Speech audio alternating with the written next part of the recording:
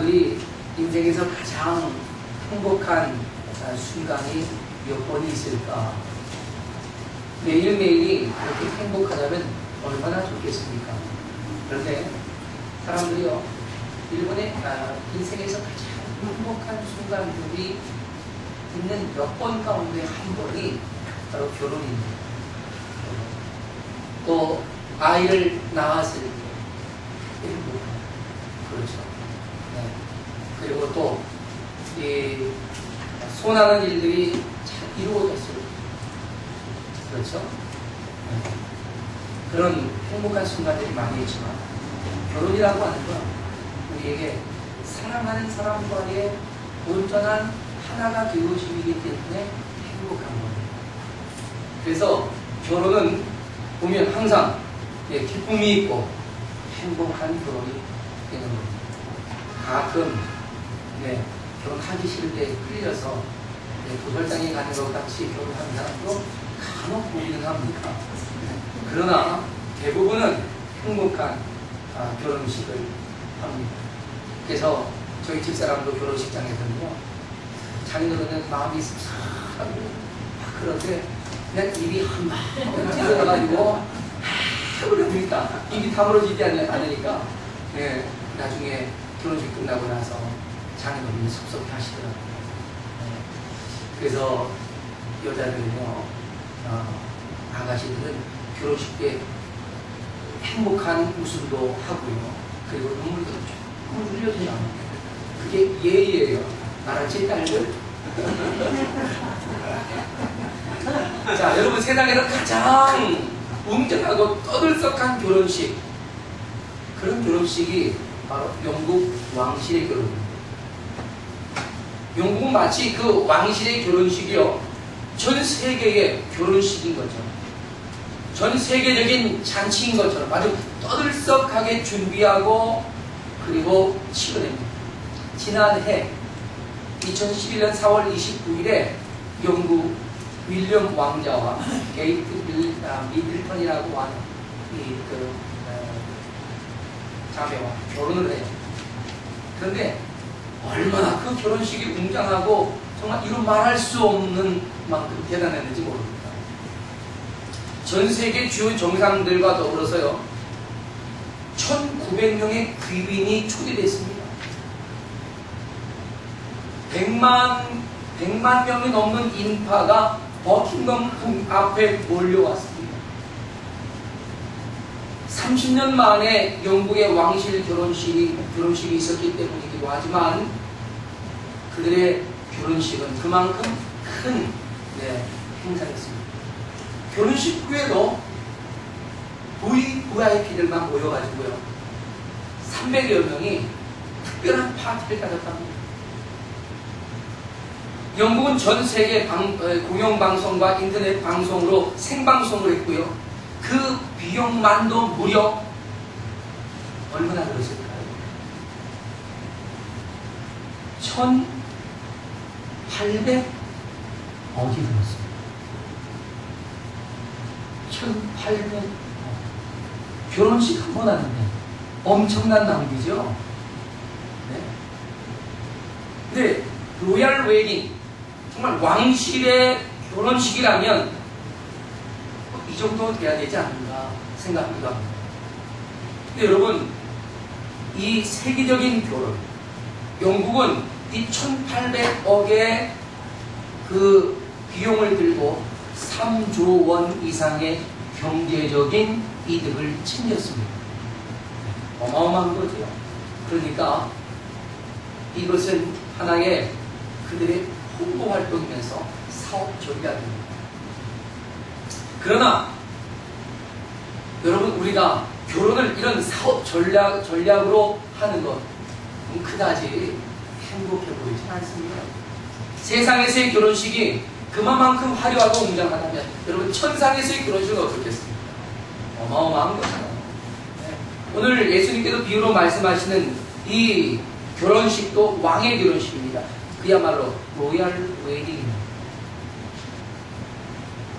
영국의 그 화려하고 웅장한 그런 결혼식과 결코 다르지 않습니다. 예수님의 비유의 말씀처럼요, 천국은 마치 이런 결혼식을 베푼 어떤 임금님과 같다라고 말합니다. 그러면서 혼인잔치 혼주가 다름 아닌 왕이다 라는 거죠. 그날의 왕이에요. 그래서 그 왕은 결혼식을 위해서 많은 것들을 준비합니다. 네. 그러니 1,800억원이나 들었지 않겠습니까? 네. 어마어마한 거죠. 그러니까 이 왕은 여러 가지를 정말 잘 준비해서 잔치를 열었던 겁니다. 오늘 본문에 소개되는 비유의 내용을 보면요, 왕의 잔치로 이 모든 것이 진설되고 있는 것을 볼 수 있습니다. 왕이 그 아들을 위해서 혼인잔치를 연 거잖아요. 그러니까 왕의 신부를 맞이하는 만큼, 네? 왕의 왕자의 신부를 맞이하는 것만큼 얼마나 까다롭고 거룩하게 이 모든 행사가 진행됐겠느냐 하는 것입니다. 정말 대단한 신부감이 준비되고, 그리고 날짜가 잡히고, 그날이 바로 이 날입니다. 그리고 그 혼인잔치는 왕의 잔치였기 때문에 왕의 음식이 준비되는 거예요. 왕의 음식. 궁정에서의 대연예인이만큼 최고의 음식이 준비되고 있었습니다.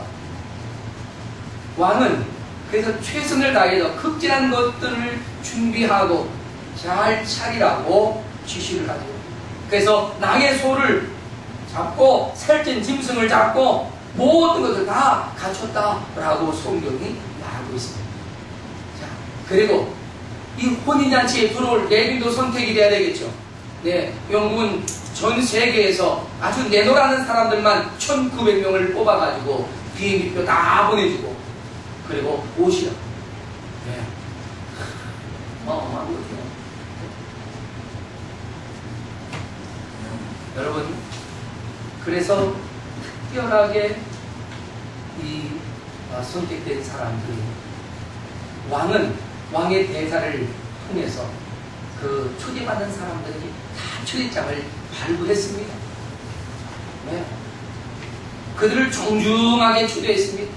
근데 오늘 본문에 보니까 어때요? 초대받은 사람들이 잔치에 가는 것을 거절합니다. 왜 거절했죠? 바쁘다는 겁니다. 그들이 바쁘기 때문에만 안 가느냐? 아닙니다. 거기 가서 먹는 거 나도 먹을 수 있다 이거기. 우리도 잘 산다. 네가 아무리 살찐 거 잡아도 우리도 그거 먹을 수 있다. 나도 돈 있어서 레스토랑 가면 A에 플러스 3개 달린 거 나 시켜서 먹을 수 있다. 네. 뭐 굳이 거기 가야만 먹어? 그러니까 배부르니까 안 가는 거예요. 그리고 교만한 거예요. 왕이 불렀으니까 당연히 가야 된다? 왕이 뭔데? 야, 나도 웬만큼 떵떵거리고 산다? 그거죠. 교만한 거예요. 부자고, 교만하고, 또 일이 바쁘다고요. 아주 바쁘요. 일터에 나가죠, 사업장에 나가죠. 얼마나 분주합니까? 마치 요즘 세상 같지 않아요? 넉넉하고, 네? 돈 없어도 카드 가서 긁어버리고, 그죠? 실컷 먹을 수 있고, 또 교만하게 그지없고, 이런 분주한 세상 속에서 살기 때문에 결코 그 혼인잔치에 갈 만한 여유가 없다 하는 거예요. 그래서 요즘 사람들 전도하면 바빠서, 제가 너무 바빠서요. 정말 그래도 못 갑니다. 일요일에도 출근합니다. 일을 해야 합니다. 일요일에 일 안 하면 그러면 손해가 얼마나 막심한지 모릅니다. 이러면서 말이죠. 안 갑니다. 왜 안 가죠? 여러분, 잘 사는 나라일수록 열심히 교회에 가는 인물이 훨씬 더 줄어들고 있다.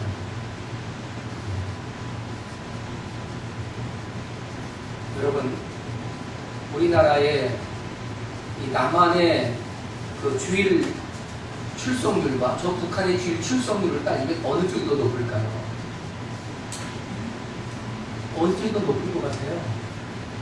예, 북한은 목숨 걸고 사니까 높을 수밖에 없습니다. 근데 우리는 목숨 걸고 안 해요.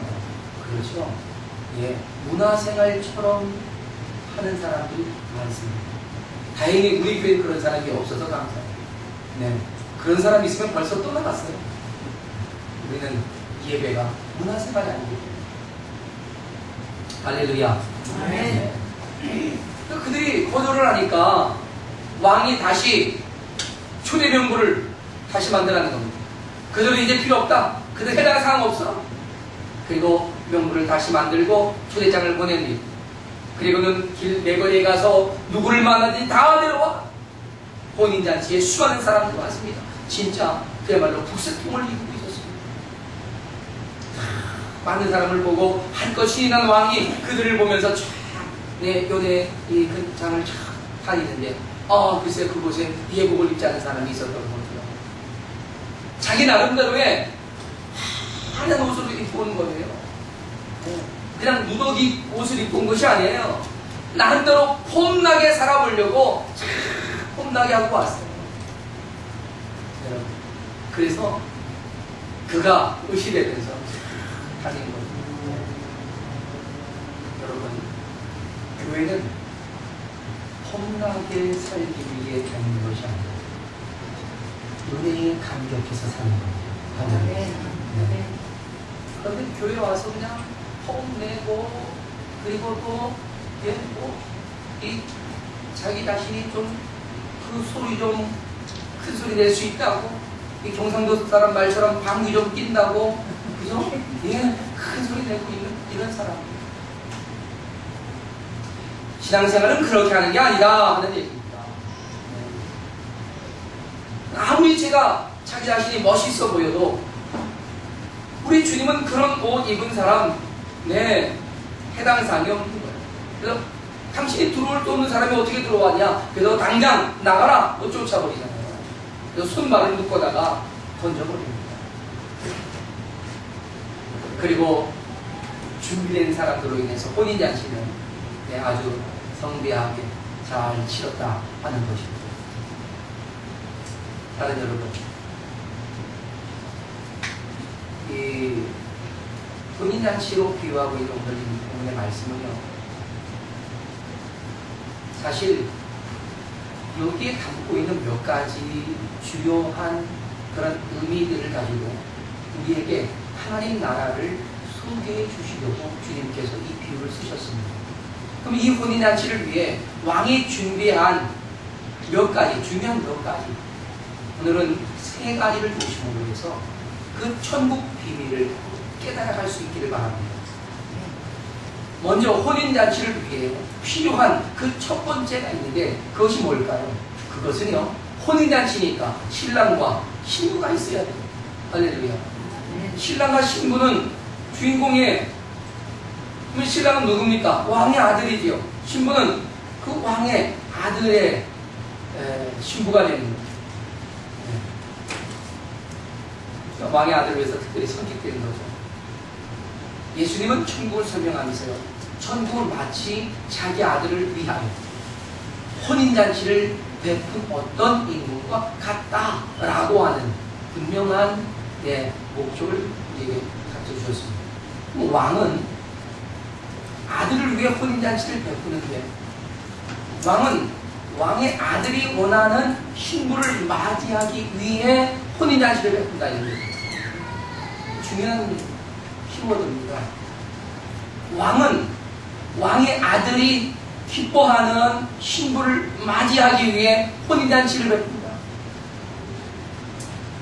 다시 말해서 이것이 곧 예수 그리스도와, 신랑 되신 예수 그리스도와 신부된 하나님의 교회와의 결혼으로 보았을 때 예수님은 교회를 기뻐하며 받아들이신다, 이런 얘기입니다. 할렐루야. 아멘.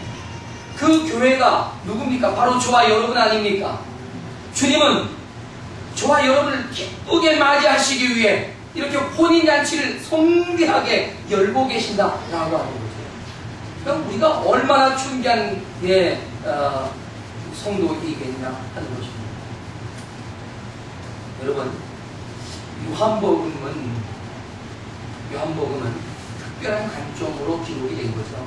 그래서 사복음서가 이 마태, 마가, 누가는 공간 같은 관점에다 바라봤다. 그리고 요한복음은 따로 보는 거죠. 근데 이 요한복음은 그 자체가 7가지의 특별한 그 표적을 우리에게 보여줍니다. 근데 그 첫 번째 표적이 요한복음 2장에 기록되어 있잖아요. 무슨 표적이지? 가나의 혼인잔치입니다. 여러분, 이 가나의 혼인잔치는요, 다름 아닌 예수 그리스도가 신랑 되시고 신부된 교회와의 결혼식이 거행되는 것을 그 상황적으로 우리에게 보여주고 있는 겁니다. 그래서 예수님께서 직접 뭘 만들어 주셨어요? 포도주를 만들어 주십니다. 그것이 바로 그런 의미를 가지고 예수 그리스도와 교회의 결혼식이 됩니다. 할렐루야. 예수님과 우리 교회와의 이런 애정관계를 다루고 있는 성경이 아가서 아닙니까? 아가서. 예? 솔로몬과 술람미 여인 사이의 그 애틋함을 보여주면서 예수님과 교회의 사랑을 그대로 담아내고 있는 것이 아가서예요. 그래서 애정어린 아름다운 표현들이 무삭제로 기록되어 있습니다. 네. 그래서 옛날에는 이 아가서는요 19세 미만은 읽을 수가 없었습니다. 아가서를 읽을 때는 19세 미만은 다 나가서 노세요. 그리고서 성인들만 모였을 때 아가서를 읽었단 말이에요. 네. 진짜로 그랬어요. 네. 거기는 굉장히 아름다운 저는 개인적으로 아가서를 참 좋아합니다. 읽을 때마다 주님이 나에게 하시는 말씀 같아서 그냥 찌릿찌릿합니다. 네. 죄송해요. 우리 집사람 손자보다 좀 정기가 안 오는데 아가서를 읽으면 정기가 와요. 이런 말씀이 있죠.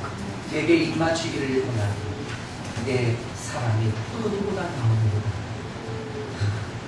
1장 2절이 있어요. 2장에 보면요. 나의 사랑 나의 어여쁜 자야 일어나 함께 가자. 너무 좋잖아요.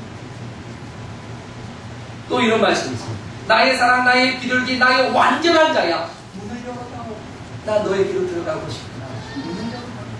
이야, 얼마나 아름다운 표현입니까? 이런 표현들이 예수님이 교회를 바라보면서 그런 마음으로 표현하고 있다는 거예요. 또 우리가 예수님을 바라보면서 그런 표현을 하고 있다는 거죠. 얼마나 아름답습니까? 할렐루야. 네. 이것이 바로 주님과 우리의 애정 표현입니다. 그래서 부부의 관계를 모범적으로 가르칠 때에도요, 아내에겐 남편에게 복종하기를 예수 그리스도께 하듯 하라고 하면서 남편이 아내의 머리됨이 그리스도께도 교회의 머리됨과 같으니 교회가 그리스도께 복종하듯 아내는 남편에게 복종하라라고 가르쳤습니다. 뿐만 아니죠. 또한 남편에게도 말합니다. 아내 사랑하기를 그리스도께도 교회를 사랑하사 교회를 위해 자신을 내어주심 같이 내 목숨을 다해서 아내를 사랑해라. 그런 우리 남편들 반성해야 돼요. 우리 목숨 다하고 아내를 사랑해야 돼요. 그러니까 우리 조집사님 목숨을 다하고 계십니까? 장로님 목숨 다 하십니까?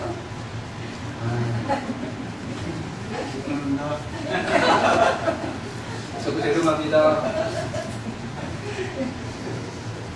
우리는 목숨을 다해서 아내를 사랑해야 합니다. 왜? 주님이 우리를 사랑하시되 목숨을 다해서 사랑하셨기 때문에. 할렐루야. 남편이신 예수님이 아내인 교회를 그렇게 사랑했기 때문에 그렇단 말이죠. 여러분,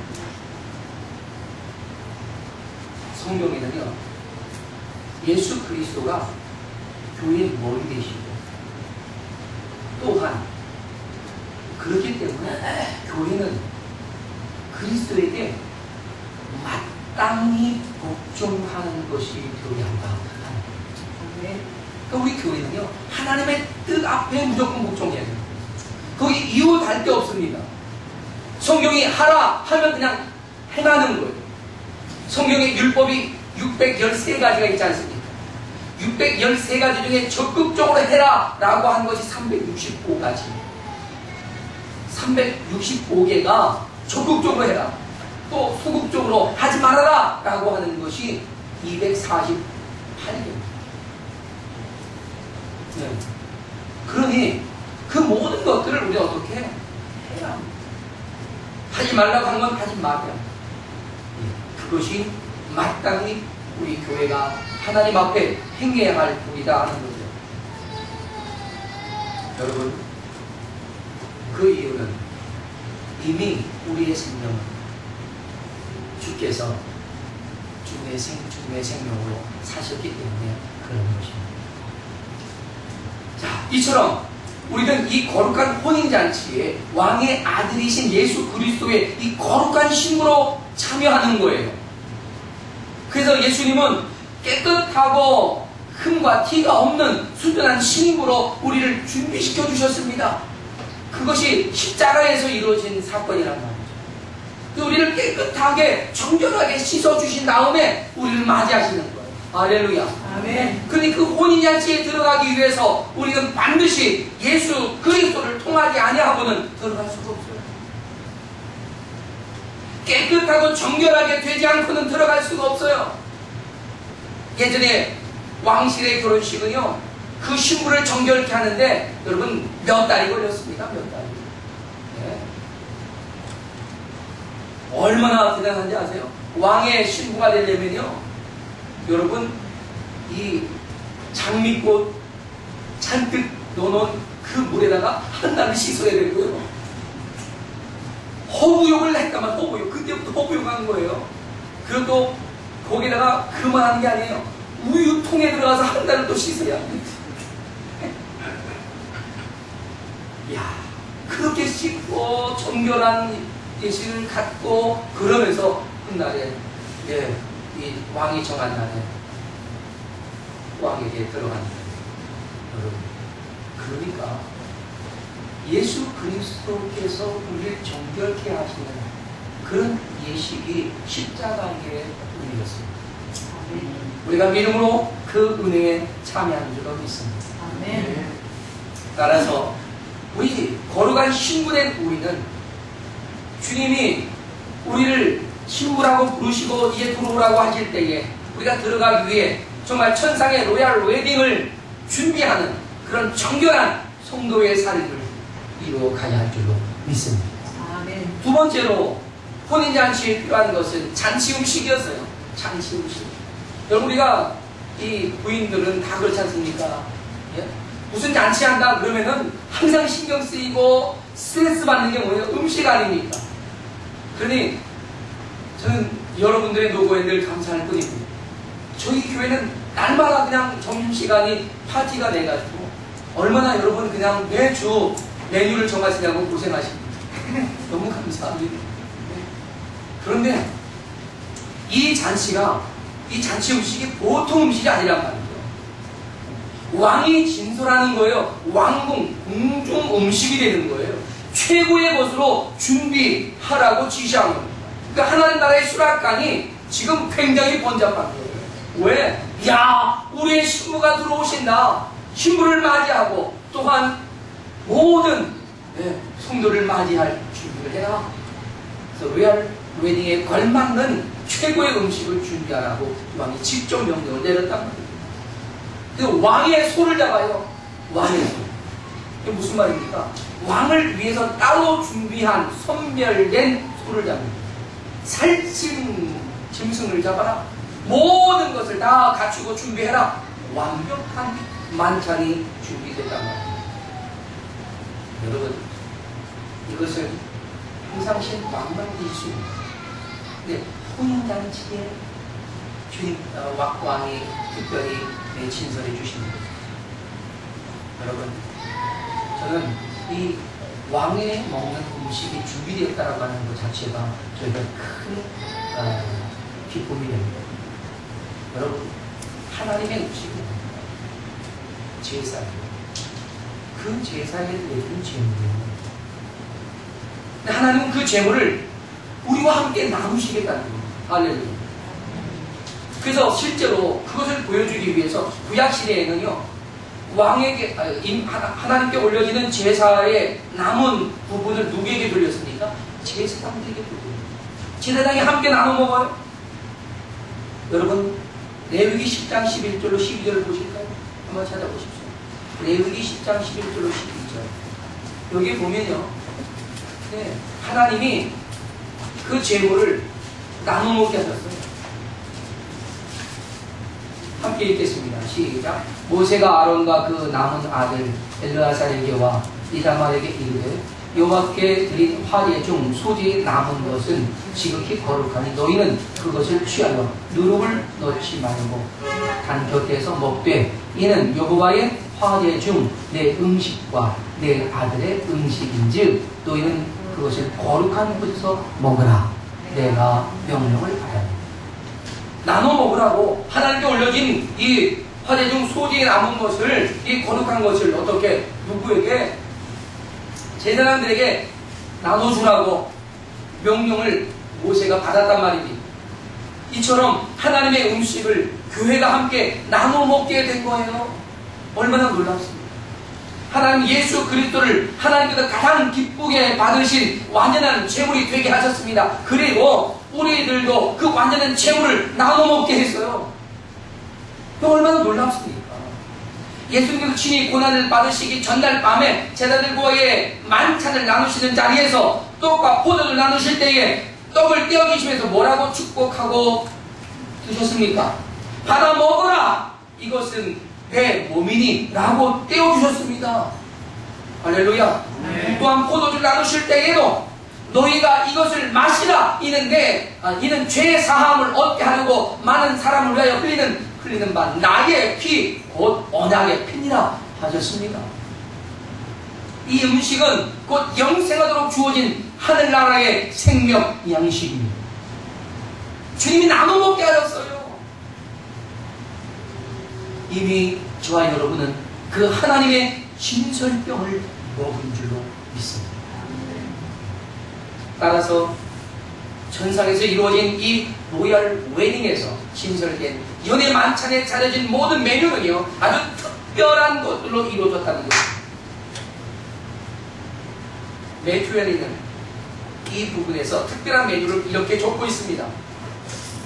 언약에 의한 모든 축복을 말하는 모든 것으로서 죄에 대한 용서라고 하는 메뉴, 하나님의 호의라고 하는 메뉴, 마음의 평화라고 하는 이 메뉴, 복음의 약속, 성령의 위로, 영생에 대한 확고한 소망들이 풍성하게 진설되어 있다라고 하는 것이죠. 이것이 천상의 로얄 웨딩에 차려진 왕의 음식들이라는 거죠. 이것을 하나님은 저와 여러분에게도 주신 것입니다. 할렐루야. 우리가 마음껏 먹고 누릴 수 있도록 제공하셨단 말입니다. 그 어느 것도 부족함이 없이 완전한 평안으로 이루어진 거죠. 다윗은 그래서 이렇게 고백하지 않습니까?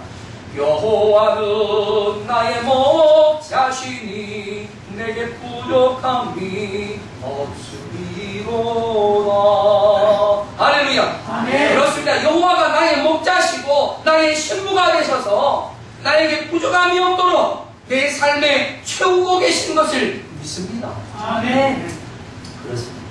우리의 삶에 아무것도 부족한 것이 없습니다. 완벽한 평화입니다. 퍼펙트 피시예요. 완전한 사랑입니다. 완전한 행복이고 완전한 영생인 줄로 믿습니다. 아멘. 하나님이 이런 것들을 천상의 로얄 웨딩의 만찬으로 제공하고 계십니다. 할렐루야. 아멘. 끝으로 혼인잔치에 필요한 세 번째는 잔치를 빛나게 해줄 귀빈들입니다. 귀빈. 오늘 이 잔치는요, 아주 특별합니다. 신부도 나요, 귀빈도 납니다. 축하객도 납니다. 아주 특별하죠. 여러분, 예수님의 비유는요, 그 비유 자체의 스토리가 목적이 아닙니다.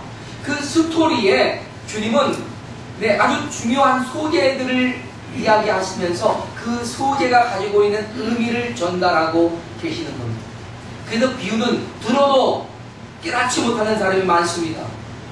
그 비유는 아주 비밀스러운 하나님의 뜻을 담고 있기도 여러분, 잔치를 빛나게 할 하객들에겐 아주 특별한 것들이 요구되고 있었습니다. 그것은 파티에 들어올 수 있는 선택받은 사람들에게만 제공됐단 말이에요. 그럼 파티복.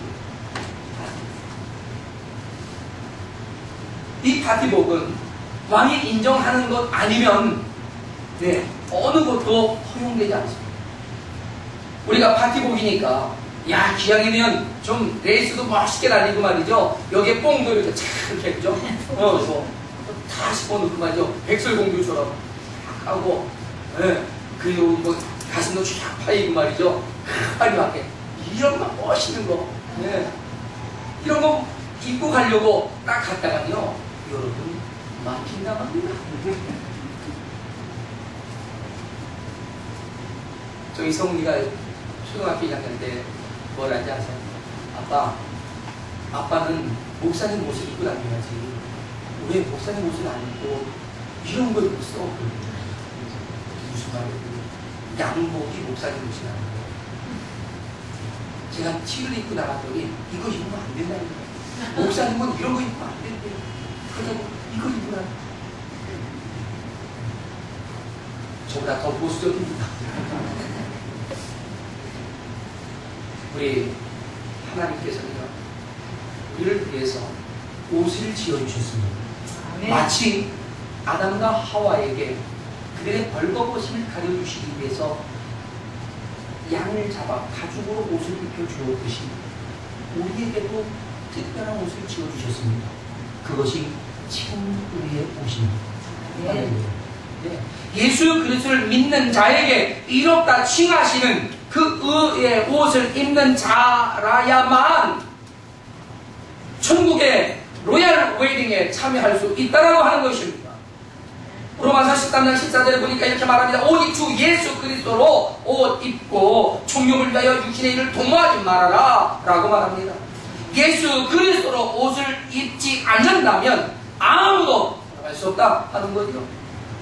에베소서 4장 24절에 이렇게 말합니다. 하나님을 따라 의와 진리와 거룩함으로 지으심을 받은 새 사람입니다.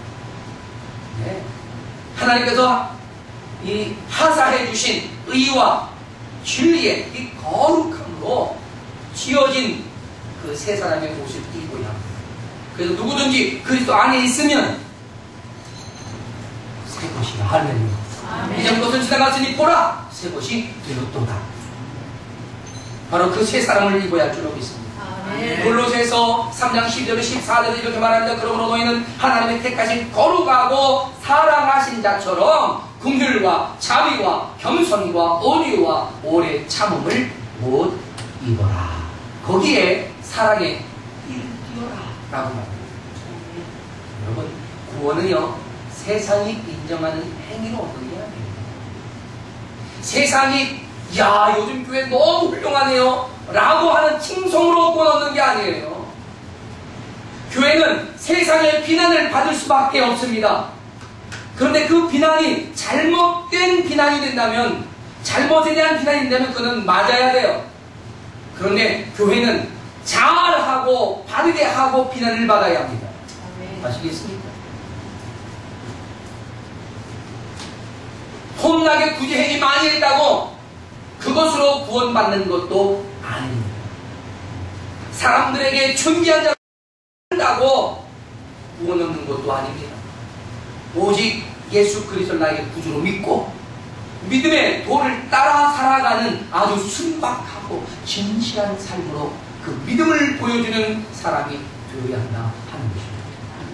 여러분, 예복을 입지 않은 사람이 합당하지 않은 것은요, 예복은 하나님의 선택하신 자들에게 제공된 예수 그리스도의 대속의 은혜이기 때문입니다. 믿습니까? 이 예복은 예수 그리스도께서 나를 구원하시기 위해 십자가에서 대속하신 그것을 믿고 예수 그리스도를 영접해서 하나님의 자녀로서 인정된 사람에게 성령께서 입혀주시는 그 거룩한 옷이에요. 할렐루야. 우리가 그 구원 얻을 길, 그것은 예수 그리스도 외에는 결단코 어떤 곳에도 없습니다. 믿습니까? 우리는 행위로 구원 얻는 것이 아니에요. 오직 믿음으로 구원을 얻고, 행위는 세상의 빛과 소금으로 실제로 나타내는 겁니다. 아멘. 속에 진짜가 없으면 아무리 진짜처럼 포장해도 가짜다 나는 것입니다. 여러분 씨앗을 때만 이 비유를 아십니까? 씨는요 다 비슷하게 생겼어요. 네. 근데 씨앗마다 이 농부는 딱 보면 알더라고요. 저희 아버님이요 저에게 제가 제 씨가 저희 이렇게 아버님이 무슨 씨앗인지 모르겠네요. 딱 보니까 야 이거만큼 크잖아. 또 열무 씨앗 그러는 거예요. 열무 씨 크더라고요. 열무 씨. 어떤 거는 조금 약간 비슷비슷해요. 네. 우리 전사 상추 심었는데 상추 씨가 크든가요? 조그맣든가요? 아주 작아요. 여러분, 그런데 처음 보는 사람이 이 씨가 무슨 씨앗인지 알려면 어떻게 해야 돼요? 먹어보면 알아요? 심어요. 심기만 알아요? 자라나야죠. 그렇죠? 조금 자랐을 때 알아요? 몰라요. 조금 자랐을 때 다 그놈이 그놈 같아요. 좀 더 커야 돼요. 그리고 정말 확실하게 알 수 있는 건 열매를 보면 알 수 있어요. 그렇지 않습니까? 여러분, 행위가 바로 그런 거예요. 믿음은 씨앗과 같은 것이고요. 우리가 어떤 믿음을 가지고 있는가는, 어떤 신앙을 가지고 있는가는 그 열매를 봐야 하는 겁니다. 이처럼 우리들의 행위는 씨앗의 지구실을 보여주는 거예요. 주님께서는 오늘 비유의 마지막을 이렇게 말씀하십니다. 청함을 받은 사람은 많되 택함을 입은 자는 적으니라.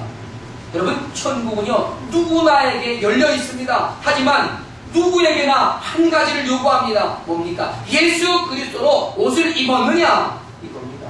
있습니까? 옷을 입었다면 입은 자의 삶이 있느냐? 하는 것입니다.